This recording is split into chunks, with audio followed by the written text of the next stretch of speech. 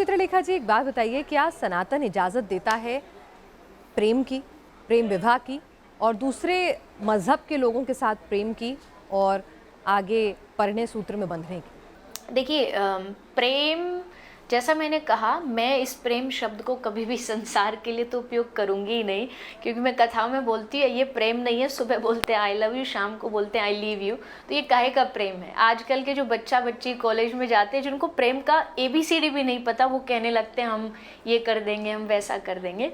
रही बात दूसरे धर्म की, तो मुझे नहीं लगता ऐसा होना चाहिए। वो इसलिए क्योंकि जब भगवान किसी धर्म में, किसी जाति में, किसी परिवार में आपको जन्म देते हैं, तो इसका मतलब है कि आप उस स्थान के लिए एकदम परफेक्ट हो।